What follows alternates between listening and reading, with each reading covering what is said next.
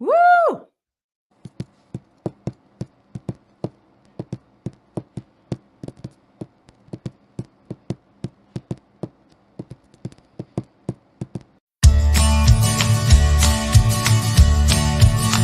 I'm on the road, don't know where it goes. I'm on the road, follow your heart, it won't let you down. Follow your heart, take the steps beyond your way. Take the steps when you have a dream. You gotta start, it's the only way. If you're gonna shine, and you're gonna shine, shine, shine, you're gonna shine. All right, and we are on another episode of On the Ranch. And I think this is my first episode in a while that I didn't have a tech issue coming onto the ranch. So yes, we are celebrating today on the ranch. Really special show. Because you know I am on a search around the globe for the best Americana music out there. And I'm looking for indie artists. And they're a special breed, us indie artists. Because we do everything ourselves. You know, we're like a one-man machine. But there's some really, really good music out there that I want to expose you to. But we learned somewhere along the line that when we band together and work together and support each other, that we are a force, that we can compete and be heard without having to go to a major label to take all our profits anyway. So tonight I have a really big innovator on that in that area. If you've ever heard of the International Singer-Songwriter Association, they are everywhere, and you should find them if you haven't. But some of the best talent is now gravitating to organizations like this and supporting each other rather than competing with each other and tearing each other down. And Tamanie has been at the forefront of kind of this movement of kind of organizing us. But she is actually a talented songwriter, and today that is what we celebrate. So without further ado, everyone, here's Tamanie Dove. Yay! How are you? Oh man, I'm good. Good. Good. I can hear you and see you, so yay. You know what? Last week I couldn't say that. It was a panic. I was texting my vice president Troy because this is part of Blast Music 24/7. He's my producer, and I'm like, "Get me back into the studio." I don't, you know. Oh no! But he got me back in. I'm getting good at Good. Not long. We said we're women. We're smart. We'll figure it out. No, that's it. You know, we are a clever group. We are a clever group. So, I'm so happy to. I have a whole hour of you all to myself. Like, who's talking about So, yeah, and like I said, I'm not used to really talking about myself. I hate talking about myself. I'm better at talking about you guys and all the independent artists we have now. 16,400 members in ISSA worldwide. What? You could not have known that 5 years ago. I would be like, nah. And believe it or not, I have been with you most of the journey as a kind of original founder. You know, I was looking for groups to be supportive of each other, and I just fell in love with ISA almost instantly. But the growth you've had, and your songwriting, you said, is very recent. Kind of, it evolved almost with your growth of ISA. It did. I started writing, and then once I realized, well, let me back up and tell you how you want to know how ISSA got started? Sure. So back up. So my mom, you know, my mom was a music row, you know, they call her Mama Deb on Music Row in Nashville. So I grew up in the music industry, but, you know, like I said, until 5 or 6 years ago, I really didn't know I could write a good song. I used to write just fart around kind of thing. And then I went to my son, who was studying to be a sound engineer. Now he's a really good one, obviously, but, and in a band himself. But I remembered when I was younger, my mom took me to lunch one day when she worked at Tree Publishing Company with this guy. He was really, really nice. His name was Eddie Miller. And Eddie Miller founded the Nashville Songwriters Association International right there on Music Row, NSAI. And I thought, I went to my mom. She was still here. She passed a couple years ago. But I was like, Mom, I growing up in the music biz, I'm like, I can write pretty good songs. I'm playing around with it with my son, and he's doing some mixing, and I'm liking what I'm hearing. I'm like, what do I do? So I went to Mom first because I knew she would know. She's like, go check out NSAI. Eddie Miller, he had passed away, like 10 years ago or so, but she's like, you remember him, and he started that, and, go check it out, blah, blah, blah. So I went into their office, which happened to be right across the street from where I used to work in Nashville, where I used to work on Music Row too. And I was like, so what do I do? I'm new, and I was like green, and then I'm from here, and I grew up in the music business, but I don't know what to do now that I'm going to be a so-called songwriter, right? And they were like, well, first you need to pay us $400 a year. What? For what? Wait, for what? They didn't do it when Eddie was alive. I'm like, where did this come? Well, we have to pay for the building. We have to pay for the staff. And they had a beautiful 2-story. It's where Alabama used to record. I just know that place. But I thought $400. Well, what comes with that? Right. Well, you can use our rooms, have writing rooms here. And I'm like, I write at my house. I have a home studio. I don't need to come here and write.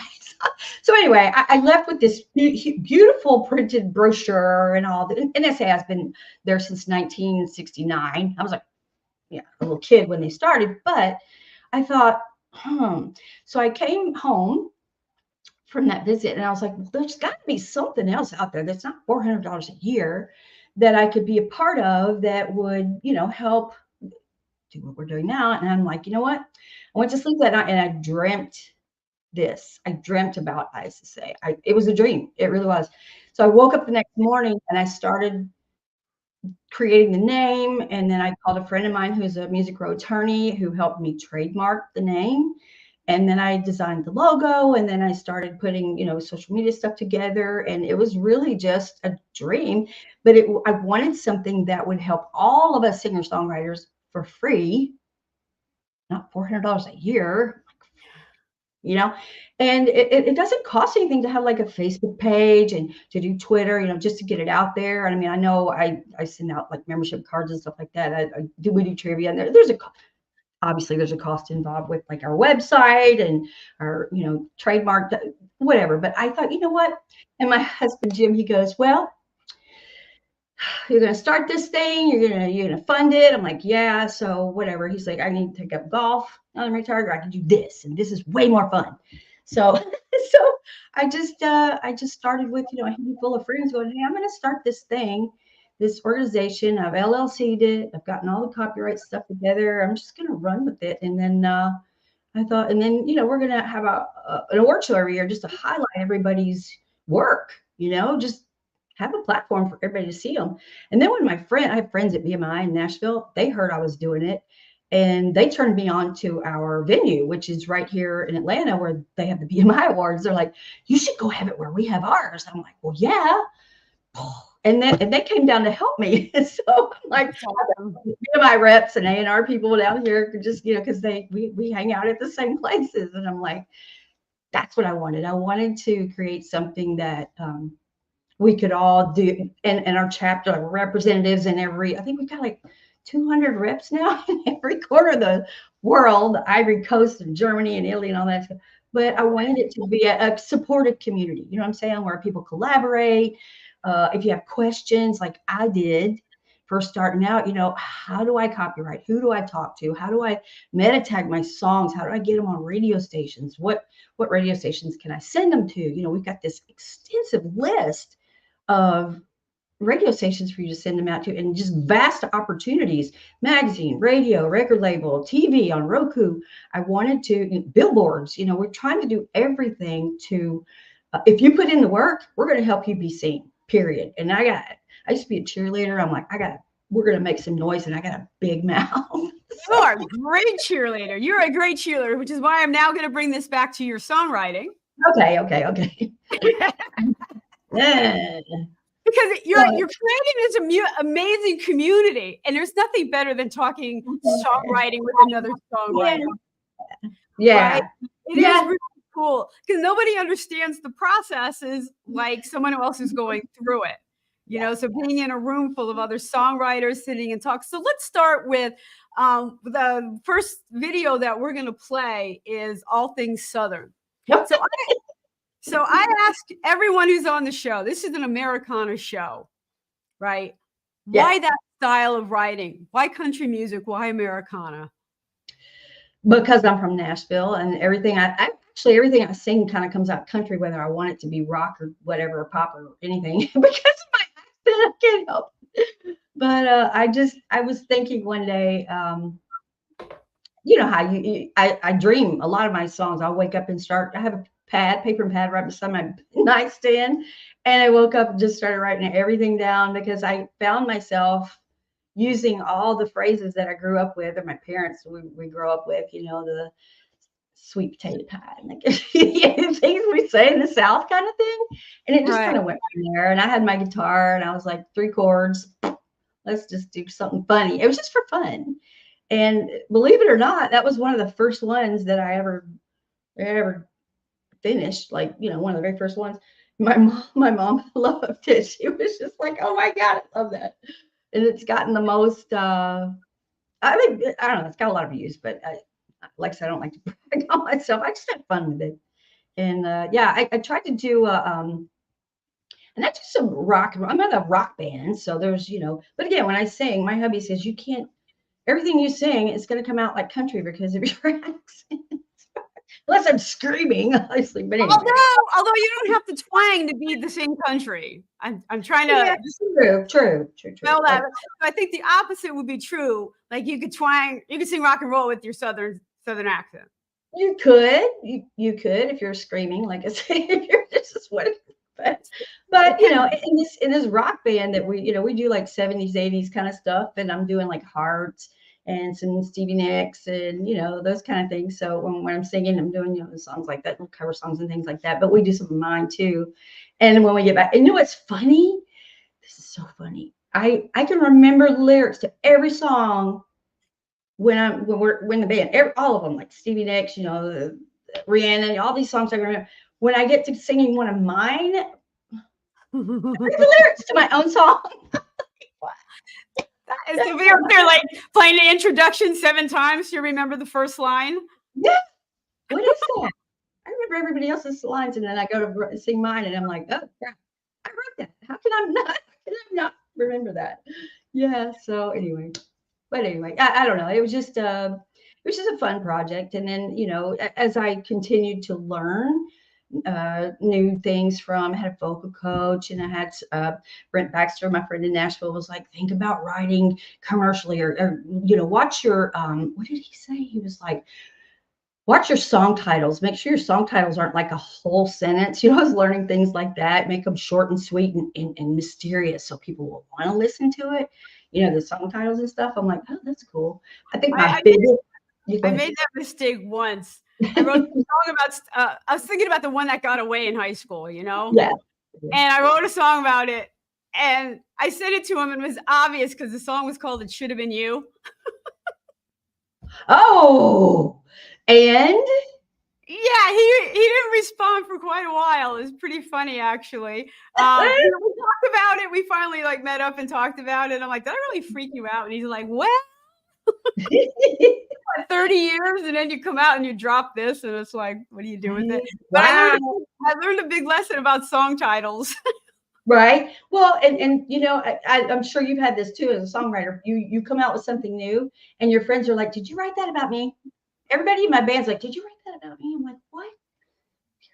When you're a songwriter, they think you're, who's that about? Well, what's behind? They want to have the backstory to every single one, and I'm like, some of them, yeah, have a backstory. But I was taught at 9 years old. My mom was the manager for Roger Miller. And he was the sweetest man I ever knew. And we would spend time together in her office, and, I'd go to the studio with him and that kind of stuff. And, he said to me, and this was when I was 9, he's like, if you ever write a song, and it just blew up. You know, you don't think about stuff. And Roger was just a nice guy. He wasn't anybody famous to me. I grew up with people, you know, that were famous. And mom said they put their pants on one leg at a time, just like we do.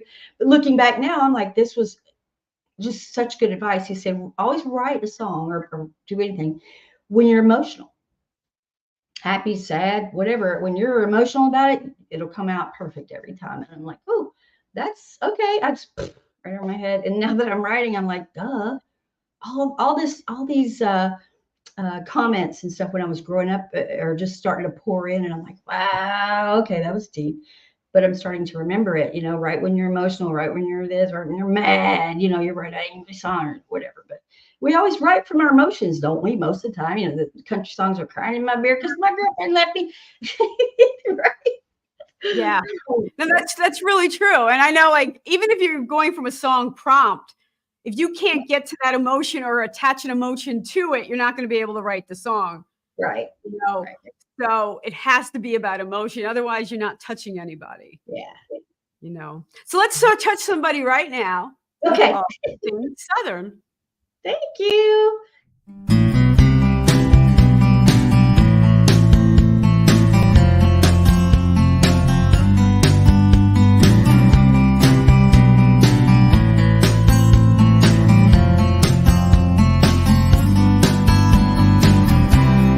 Glass of sweet tea.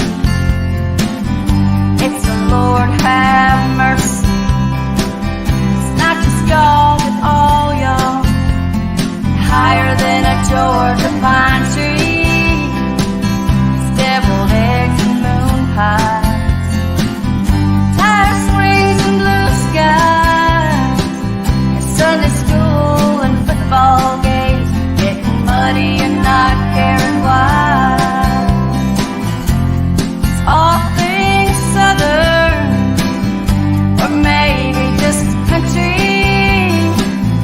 loving God and NASCAR, and the good old USA. Biscuits and gravy, and to think kindly. It's all things Southern, bless your heart, we were made this way.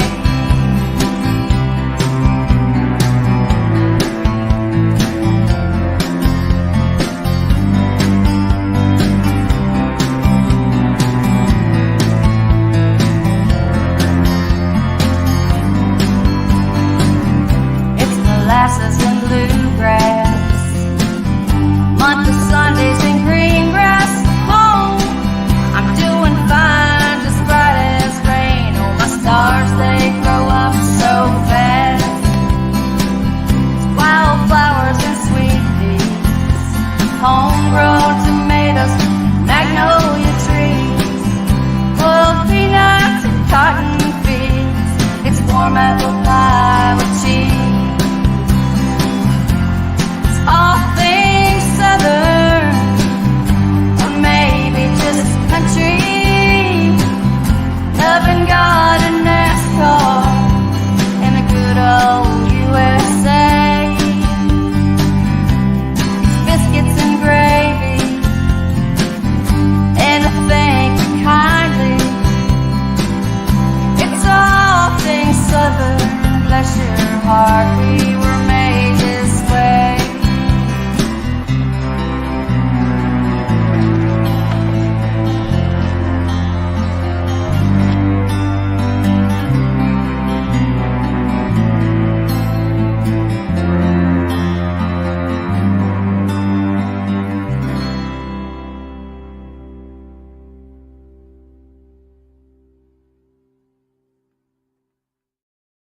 And we are back here on the ranch with Tamanie Dove. And we are streaming from Blast 24/7 Music. And we are going across 6 or 7 platforms. And it's interactive. Yeah. So people that are watching, and I can tell some people are watching. I don't get updates from all sites, but we do get all comments. So if you like what you're hearing, just let us know about it. Just write in the comments and we'll throw it right up there for you. We can talk about it if you have any questions.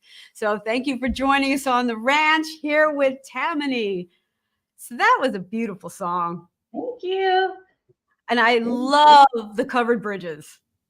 Oh yeah, those are actually where they were actually filming that one day where Sleepy Hollow was being filmed here in Atlanta. It's the same covered bridge in a lot of the Sleepy Hollow episodes, so it was kind of neat. Oh, that is kind of neat. Mm-hmm. I know they have that one movie, The Bridges of Madison County. But that's up north, right? Yeah. There's a lot of this is like Atlanta's the new film industry down here. We're like the new Hollywood. There's tons of filming going on down here all the time. It's crazy. We had The Walking Dead. Yeah. A good cluster. Yeah.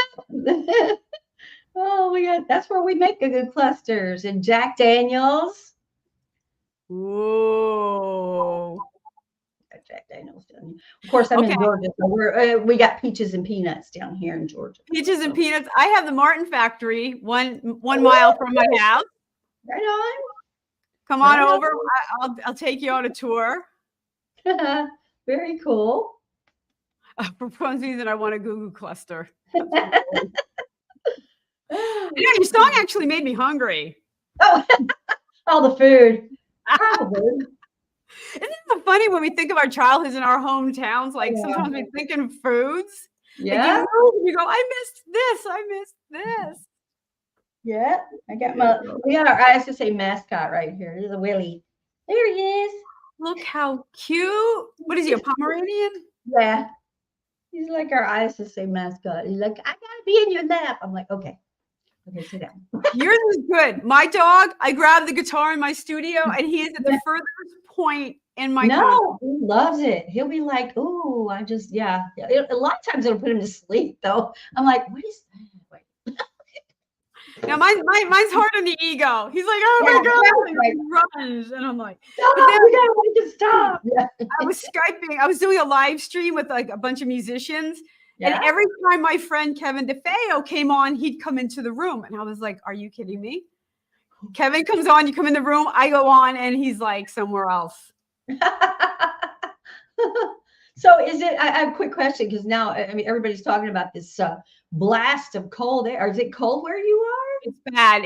It's 20 degrees. Wow. It's supposed to get like down to wind chill be 0 here in Atlanta. Yeah. It's coming way south. Yeah, well, I have some friends in Big Records that are up in British Columbia. Yeah. And they're in the negative 20s. Yeah. Wisconsin had -74. I actually had lunch with Tim and Tim Steinreck and Mark Rosner up in Vancouver on our way back from a trip. Yeah. I think I saw that on Facebook. Yeah. Yeah. We had a nice little power lunch talking about stuff for you guys, for all you guys. Yeah. Yeah, always scheming those guys. They're like you, like your head's always going. Like it does. And people are like, do you ever sleep? I'm like, no, sleep's overrated. It is. A whole lot of time for that. Yeah, right. A whole lot of time for that. But I have learned that I have to stop and take an idea and run with expand it. Like I can't go from one to the other to the other. Yeah. You know. Oh, you got to finish projects. Yeah, I gotta like map it out. Okay, I have a song coming out. I'm doing this, and this, and this. Yeah. You know, okay, focus on it. That's good. That's really good. Yeah. Yeah. So go ahead. I'm just not a great multitasker, I guess. It doesn't matter. Forever making out lists every morning. List. Yeah, I find that the older I get, the more important that list becomes. And it's a good day when you just have a few check marks, you know. Right. As a songwriter, it's funny because my husband and I will be driving somewhere, and he'll say something off the cuff, and he'll go, "Ooh, that could be in a song." Okay, always. You're getting out the phone. Mind is always going, yeah. Oh, that could be a song. Wow. And then I find out it already has. So. Yeah, I know. But then again, there's so many breakup songs. There always need a good breakup song, a good heartache song. Yeah. You know, songs that you can resonate with when you're mad, like Alanis Morissette. Oh man, you're mad, and so. And I don't Yeah. think why people are so down on, they're like, oh no, they made me listen to Taylor Swift. I'm like, she's a great songwriter. She's won a lot of, awards. They're like, oh, and somebody asked me the other day, they're like, why don't you give out 50 awards like they give Taylor Swift? I'm like, because then wouldn't that be just like, I went to the Grammys one year, my mom and I went, and she had people there that were nominated, and we were there for like, it was way too long. It's like 12, 13 hours. They go on all day and all night. It's like a weekend long thing. And I'm like, I don't want to do anything that feels good for that long, much less. Right. Right. Oh my goodness. So when I just started because there's a lot of awards that are being handed out that we never see on TV. Right. So you're like, oh, this artist got a Grammy or whatever, an Oscar or whatever, and it wasn't broadcast, and they don't get really the recognition for it. So we keep ours to 3 hours. You're out of there in 3 hours, and we go party. Yeah, we do. And and you get on Roku TV on our TV channel. So everybody does. Everybody that when you did your acceptance speech because you won last year, it's on our TV channel. So yeah. I remember going to one, and of course my friend Bobby Massano. I think you met him. He's a legendary guitarist with tons of really big bands. He was one of our presenters this last year, and he was like, they're still doing it at the Grammys. He's like, man, my butt got sore sitting there for 9 hours in one place. I had to get up, leave. Did they take breaks to eat? I mean, how does that work? You have to. I mean, there's restrooms, there's drinking there, and that's why a lot of people just go and get drunk because by the time they call my name, they get up there and take the award and they're smashed. It happens. Yeah, right. It happens, especially with the rockers. Like, just smashed. But it's just so long. But I wanted to make ours coveted. I don't want to be the biggest. I don't want to be the largest. I don't want to be the longest. I just want to be the best. And, not just anybody can get one of ours. We only give out, 25. Right. I really do appreciate that you kind of spread the love. Like there's a lot of good indie talent getting recognized. And it's not one Taylor Swift taking home Yeah. And the same people can't win every year because the gold winners can't. They got to back out for a couple of years. That's right. And then let somebody else get a chance. That way you don't have the same winners all the time or the same. Like the Taylor Swift all the time, taking them all, it's like, dang, give somebody else a chance. Come on. Right. So, and I tried to look at that from a songwriter perspective and not like the people who are running those shows and stuff aren't songwriters. Yeah, they're business machines. They're machines. Yeah, they're not even musicians. They're like, so I'm looking at it as I'm in the audience, what would I want as a songwriter? I would want for people the same people that win all the time. I don't want to sit there all day. Just short and sweet. Give me my thing and let me be on my way. Let me say my speech, blah, blah, blah. And give me a chance. And don't let the same people win. So I'm looking at it from y'all's point of view. Y'all, here go the country. Well, let me ask you this, because this next song coming up has a really strong theme. Do you think that way when you're writing? Like, let me write something powerful that. Tell me about Peace. Oh, okay. So Peace started out to be an anthem for a friend of mine's funeral. And it started with a few lyrics from a Baptist hymnal that I rewrote it. It was some songs from I just opened a page in the middle of one of my hymnals that I had growing up. It's really old. And I just grabbed this one little line, and from that line, I wrote everything else around it. And it was meant to be, kind of everybody needs to stop and just breathe, just slow down and think about, because it kind of goes back to the resonating thing of, you don't know what tomorrow's going to bring. So just, enjoy it today kind of thing. Right. But it started out to be just kind of a thing for a friend of mine who was passing. So, and we played it at her funeral. So, oh my goodness. Yeah. So anyway, it's just really what you're looking at. All right, let's listen to some Peace. Okay. Thank you.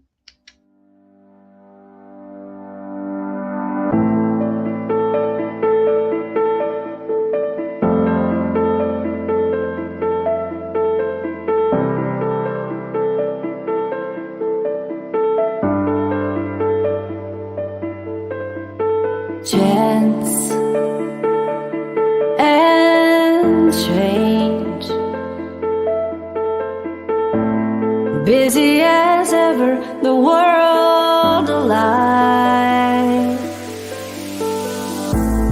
Man decays and ages move, and life goes on around us,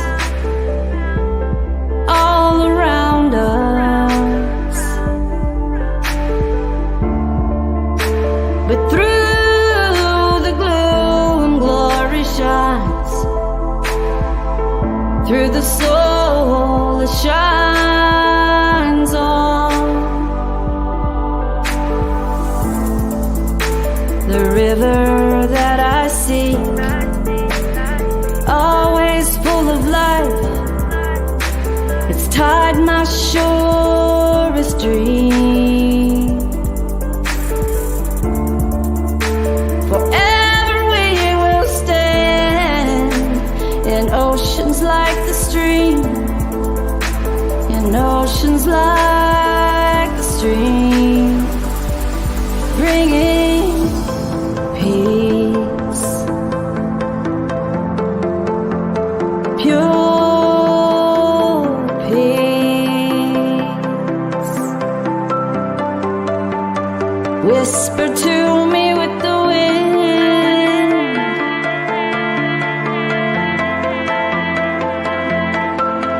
for peace.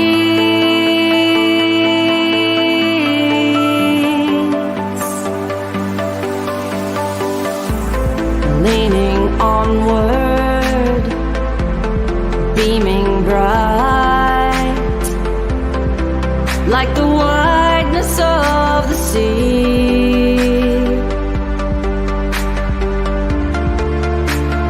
Love and mercy will endure, ever faithful, ever sure, in all things beautiful and pure.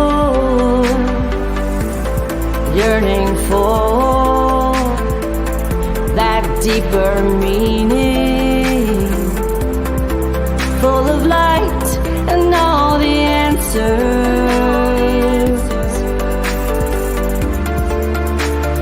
Ever singing with the wind, shining on both day and night,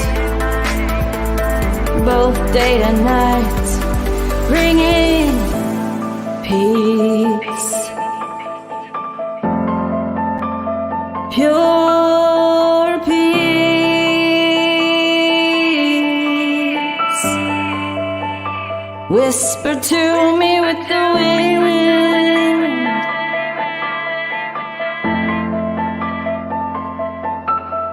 for peace.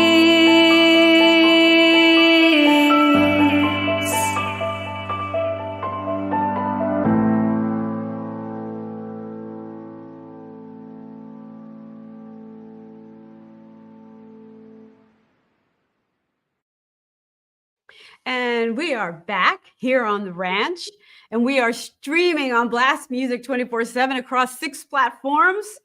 So if you're with us tonight, you could comment, and we'll be able to see it where we are. And if you'd like to be on the show, there's a banner annoyingly running across the show, my website /shows, and you could fill out a form and you could join us on the ranch.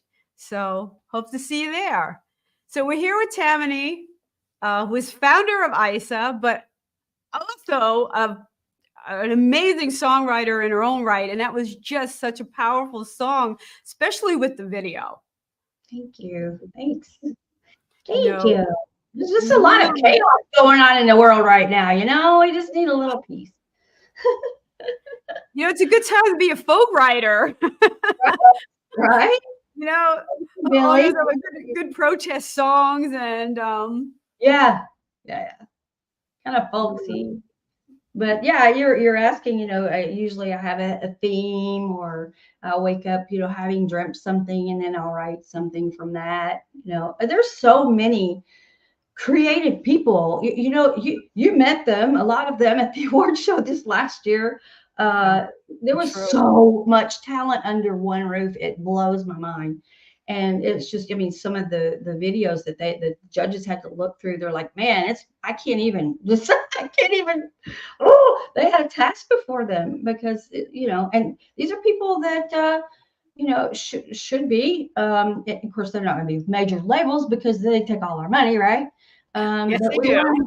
want them, Yes, we they want do. their careers to just super excel. And some of them are, some of them have turned down record label deals. So they're like, no, I just want to stay independent like Taylor Swift and do my own thing and not give you all my money. So, yeah, and that was one thing that when I talked to Rick Barker about it, he's like, Taylor, he's Taylor Swift's former manager because she decided to do, her parents and herself. They're like, we can do this. And he's like, you can do this. And he's, a beacon for, you can do this. You don't need a manager. You don't need a label. You don't need any of that. You can do this yourself we have internet now. And of course, when Eddie Miller, when I was 9, we didn't have internet. And they, now that we have internet, we've got international instead of And he'll just, show you how, and he'll point it out, and he'll also kind of give you direction on where not to go. right. There's Right. a lot of people out there with handouts. Yes. With handouts, and Yeah. oh, make you a star, and Yeah. if you're a musician, you got to get the stars out of your eyes and understand the business of it all, and it's a grind. It You is. know, It is. And I think there's a lot of people that are trying to follow that brass ring maybe. And, I learned that from just being around a lot of it my whole life, that if people start telling you how to write your music, then you lose your creative side. It's like, oh, well, I need to write more commercially. I need to do this. I need to, don't tell me what I need to write. I write because that's what you know what I mean. It Right. kind of deters your creativity. I think, in my opinion, you need to write for you, but do what you want. Don't don't conform to what the labels want, kind of thing, or what's selling, what's commercial, what's whatever. Right. Why we have, like our friend Macintosh with the Sync Ops, he's got all these opportunities for people wanting to, use our music to license it, sync up for TV and movies and whatever. You never know what they're looking for. And submit it. A lot of the opportunities we had were for free. I mean, it's like $5 a month or something like that, ridiculously low. But he pitches. What's that name again? Who was that? I'm writing Yeah. that down. Yeah, he pitches our music to TVs, gaming, movies, whatever. And about, I don't know if you know this or not, but about my second year into this, I got a sync licensing, a really good one. It was like $4,000 for Hallmark. It was a Hallmark. Yeah, they even did Christmas cards with the whole thing. And it was No Stopping Me Now was my song's No Stopping Me Now. But I got a thing from Songtrader. I signed up for Songtrader, and they were like, you have a new balance or whatever. And it was in my email. And I'm like, what? They used it in a Hallmark movie. And I was like, yeah, okay, what I'm doing is right. Okay, I'm going the right direction. Right. I started putting my music out there everywhere, and for something random like that. But yeah, you have to have opportunities like that is what we're trying to make sure all of us, like, hey, sign up for this, or pitch your music here, pitch it there. The more places we can get you heard, and we can get ourselves heard, because we're all in this together. Yay! And there's a lot to go around. I mean, they're not going to get bored with all 16,400 of us coming at them every day, right? Right. No, it's true. It's true. When there are 160,000 songs a day are uploaded onto Spotify, Yeah. and we could compete with each other, or we could share the wealth. Right. You don't know what they're looking for, and me putting you down isn't going to make my song fit the scenario. Right. Exactly. And yeah, nothing to be gained with that. Yeah. And there's some songs that they may not be your cup of tea or whatever, but you never know. There was one, I was watching a movie. It was kind of like a thriller movie, like last weekend or something. And I heard this track, and I'm like, that is really funky, but it worked. It worked with the theme of I'm like, whoever wrote that was really creative. And that's, you what I'm saying is basically don't limit your creativity when you're writing. Write for you. Write what you want to write, not what, because you never know. And that's why I ask about the style of music, country, because there are song structures and beats and, certain beats per per minute that's usually country, or it could go to that, and Yeah. certain things that they look for. And there's a lot of different options, but certain people gravitate, and you write what you like, where your heart is, Yeah. you know. I mean, look at Wagon Wheel, Darius Rucker, 3 chords. I mean, really? When I first heard that, I'm like, okay, that's the most boringest country song. 2 chords, 2 chords. Yeah, whatever. And like, look how it did. I'm like, and now people request it at Tootsie's when you're on Broadway in Nashville. I'm like, oh, sing Wagon Wheel. I have to. Yeah, but so you never know. I mean, and it could be that, of course, Darius was with Hootie and the Blowfish. He had a little bit of power behind him when he put that out, but still. But anyway, yeah, needless to say. Right. Yeah. So I have a question for you. So what do you see one of your biggest challenges being as a songwriter in this industry today? What do you see as a challenge? I think it started with the COVID lockdown. Yeah. You had no access to fans, and the whole industry kind of shifted and everything went digital. And my fans to me are everything. So I want to find fans, people who would be interested in liking my music, and start playing more. Like I've done radio tours for radio stations that are playing my music. So it's kind of reaching my audience. Yeah. Always the biggest challenge, and monetizing from that, hopefully that comes with it, but it's always connecting with fans. Yeah. It's all about the song and connecting with fans. Yeah, absolutely. Absolutely. Yeah, COVID kind of, it kind of messed with us a little bit too, but it also gave people time at home to be creative and, and learn about new things. I think the one of the things that I found out that I didn't know was how much there was to be learned, or every single day. I mean, I'm still learning. When you stop learning, you stop living, I think. Oh, you do.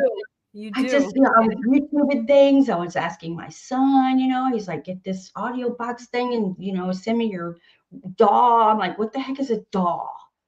Mom, it's a digital audio workstation. You got to have that. You got to set up your studio like this, and you got to, no, and all this stuff. And it was just like, I was having to learn, I wanted to learn, a lot of the stuff that he knew. But he was using like Pro Tools, and I was using like Studio One. So we're trying to integrate the two. It's like Google and iPhone, try to talk to each other. But I was like, okay. So he's like teaching me. Here I am, his mom and my kids teaching me all kind of cool stuff. But I didn't realize how much like meta tagging and all this, technical stuff that you really need to know too. Yeah. I learned there's a big difference between not being able to do something and not wanting to do something. Right. You know what I mean? Like, there are things I don't like to do. I can do them. Yeah. And when my label dropped me in the beginning of COVID, I cried. My attorney's like, get over yourself, do it yourself. Yeah. You know what to do, and you're going to do it better than them. Yeah. And I cried, and I'm like, all right, I don't want to do this, but I know I can do it. And I've gotten much better at it. I don't cry nearly. Good. No, I really, and I'm starting to really enjoy the process and the control. And I love making videos. I think you do too. Oh, yeah. Watching your videos. It's like when I was counseling, I would tell all my people, you have to play in your sandbox. You have to take time for yourself. And to me, when I make video, it's being in my sandbox. It's my inner child. It's going out and playing and just letting things go and see what comes together. Yeah, absolutely. I think, and that you get to be creative doing that too, doing your video. That's part of it. Yeah. What do you see? You write the song, but I don't really write the song with the video in mind. The video comes later. It's like, what do I want to do with this? And I even run it by some of my people that, the video guys and crew and stuff. And they're like, well, what about this? And I'm like, yeah, does that kind of fit the thing? So you really got to kind of pull it all together so that people get the vibe of what you're trying to do. Right. Yeah. Right. I actually do write with video in mind, but that's happened. I don't know, somewhere along the line. Yeah. As I, you know, 'cause, you know, country western is a lot of visualization and Yeah. imagery that just kind of lends itself to video. Yeah. And so I kind of get an idea of where I want to be when I film things. You know, I need to be in a bar versus I need to be on railroad tracks versus, Right. you know, So a lot of songwriters, and I'm sure we're pretty different when we're writing. Some, and they ask me this too. Do you write the melody first, or do you write the lyrics first? I start with lyrics. See, I And start with the you know, music. I start with a drum beat, like a beat. I took backwards. I know. I start out with a beat, like a tempo, and then I do some like drum tracks and stuff, and then I add the melody, and I add the lyrics last after I. Really? Yes. I almost have. I kind of start with, you know, where I want it to go, and I start with the chorus to the verse sometimes in the process, Yeah. and then beats start to kind of fall in, and I start to get the rhythm of it. Okay. Yeah, And I you're start like, with it. Yeah, I'm you weird start like with the tempo, and and it's funny because I'll have a whole track of music like written with, you know, like 20 layers of, you know, drums and all these, you know, different layers of synthesizers and guitar and all that. And then I'll be like, what do I want to write to it? Well, I have to listen to it 2 or 3 times, and then eventually the lyrics will come. is that how it was for No Stopping Me Now? Yeah. Because Yeah, that it sounds started, like an anthem, like like I'm going, you know. yeah, it started out, I always write the music first. And then what I do is like sometimes when I'm walking my dog or doing something meaningless, like doing the dishes or whatever, I'll be humming the tune. I'm just weird like that. Right brain, left brain is all wonky. But I write the music track first, and then the lyrics come. Well, let's give a listen to this. No Stopping Me Now. Okay, thank you.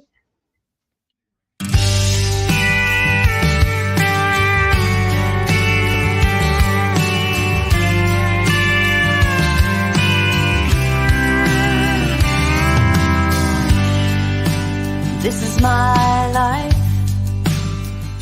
I have to shape it, or somebody else will. It just won't seem right to let others choose my way. Gonna dig a little deeper and reach for the stars just like I want to. There's no stopping me now. I'm on my way. Since I know I can't fail, then I guess I can have my say. Never gonna give up, never gonna give in. This time I'm here to win.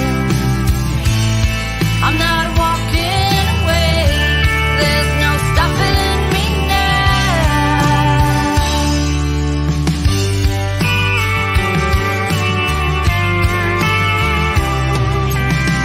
Gonna live loud, laugh loud, play loud, be who I want to be.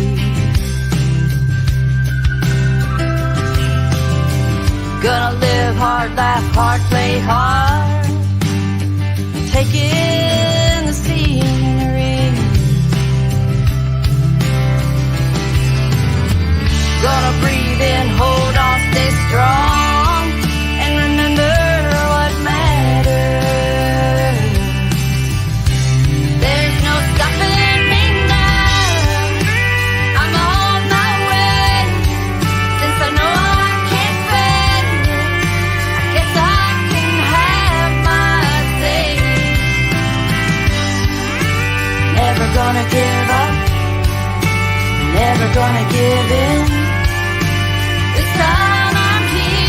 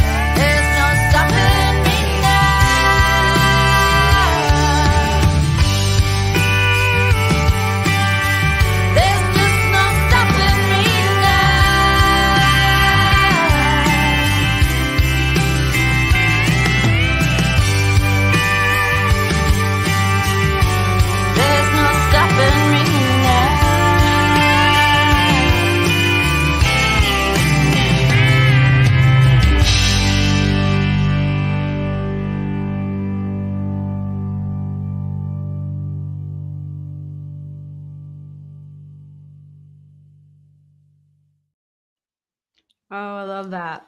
I Thank love that you. message. It was kind of like that's the cheerleader in me coming out. You Oh, can do yeah. it. Yeah, I'm just gonna keep going. But we all need to be our own cheerleaders. We do.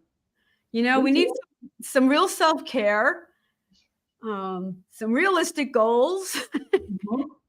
and you know, we need to all keep things in perspective and be our own best friend. Yes, baby. Absolutely. So yeah. So tell me something. Tell me one of the cool backstories that nobody knows about one of your songs. Oh my goodness. Uh-huh. Making you think. Um, okay, I just released a song called Olivia. Okay. And I was doing crisis counselor for a while. And Olivia is about domestic violence, but it's based on a true story.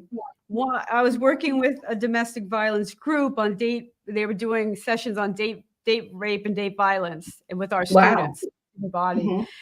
And Allison, one of the girls that she was working with, was being stalked, and they had a safety plan and all of that.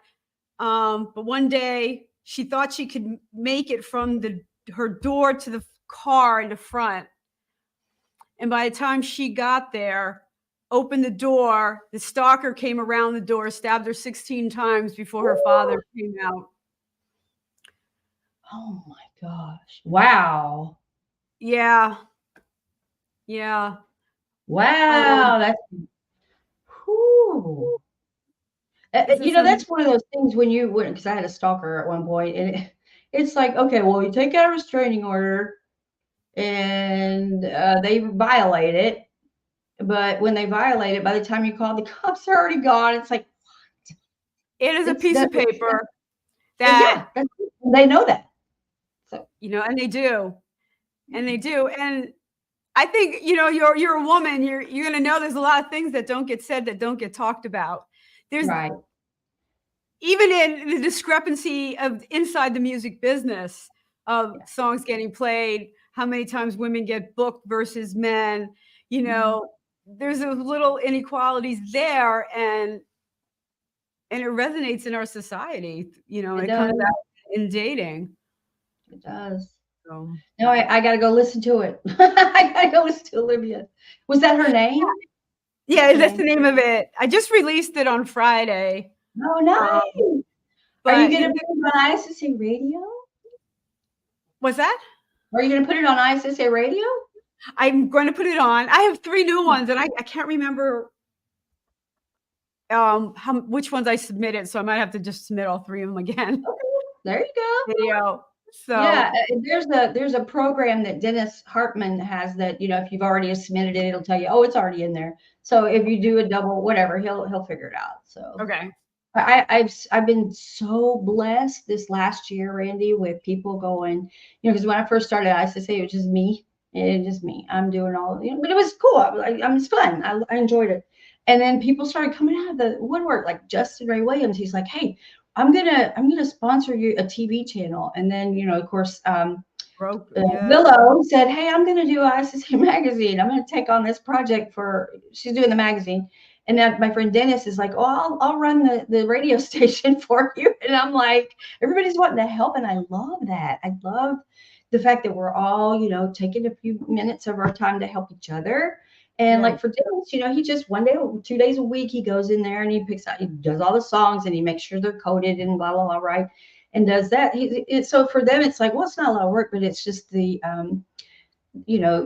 effort that everybody is putting in, and it's just so overwhelmingly just wow.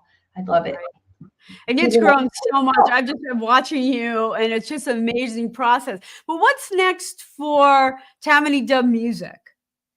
I'm actually writing one right now. Well, yeah, I can't tell you who with because it's a surprise. It'll be out later this year, and it's totally out of my. And I try to tell people to do this. Because we are creative. It's out of my genre completely. Completely. It's like it's going to be like y'all are going to go what? That's Yeah. cool. yeah, it's I went outside my box by a lot, but I'm loving it. And I'm trying to experiment with my vocals and with my ideas and just let my creativity take over kind of thing. And it's, and yeah, so I'm collaborating on this next one. Yeah, it's a secret though right now. So So we have a few more minutes. So tell me a secret about that people don't know about your music. tell you a secret they don't know Yeah. about my music. I don't really keep any secrets. Or maybe somebody doesn't know about your music. That my son does a lot of my guitar tracks for me because I suck at it. He's really good on the guitar. Yeah. Yeah, most people don't know. Well, they know I play, but I strum kind of thing. I mean, he's like he can copy any guitar lick and slay it. Like he's had a guitar in his hand since he was 3. So for me, I write with my guitar, but I don't play it out because I'm not that great with it. But I let him do all my guitar tracks for me. So because he's just really good. These people don't know that. Well, they do. Some of them. Any performances coming up? Can they see you anywhere? Yeah, our band is going to be playing here. I play all the time here in Atlanta with my band. Let me check my phone. I think we're playing at a place called Coastal Grill here in Roswell, Dunwoody area in a couple weeks. But if they go on my website, they'll see where I'm playing and stuff. I mean, like I said, I try to tell you guys. I practice what I preach. I don't put it out there and go, y'all need to be everywhere. I'm everywhere. So you go to tamaniedove.com. If you go to my Twitter, I mean, my music's on iTunes and Spotify. You can't, if you Google my name, it'll come up like 5 pages of stuff. So you can't. Where's her next tour? Google it. What's the name of your band? Is it Corporate Therapy? Oh, and here's a secret. You know why we call it Corporate Therapy? Let's hear it. I play in a band with 6 guys. I'm the only girl. I'm lead singer. And my 6th guy, I call them my 6 guys because we've been together for 7 years now. They are corporate guys by day. They're cybersecurity techs, and they work for big companies that do cybersecurity stuff. Techie, whatever, corporate. And the music, our band is the therapy. Yeah. So, corporate therapy. I get it. You got to stay sane in the corporate world. Yeah. Corporate guys by day, the therapy on the weekends. So that's right. What we usually play. So yeah, that's a secret. That's a secret. No, it's like, where'd you come up with your name? Corporate Therapy. I'm like, well, corporate guys, and this is our therapy. So, and it truly is. Music, I believe, is therapy. Truly. Oh, is. I do too. Yeah. It's gotten me through a lot of tough times. When you have nothing else, you have music. You still have your music. And, my son told me one time, he's like, Mom, even if something happens to you and you get older and you lose your vocal cords, or whatever, he's like, your music's always going to be out there. It's always going to be there. It can always be living there. It's always going to be living there in cyberspace. Yeah. Tamanie, yeah. I want to thank you for being on my show tonight. It has been so fun diving into your music. Thank you for playing it. I don't like to very much anyway, but I appreciate it. Oh, you're not a problem. Thrilled to have you. Okay, hang out 1 second. Okay. I'm on the road, don't know where it's going.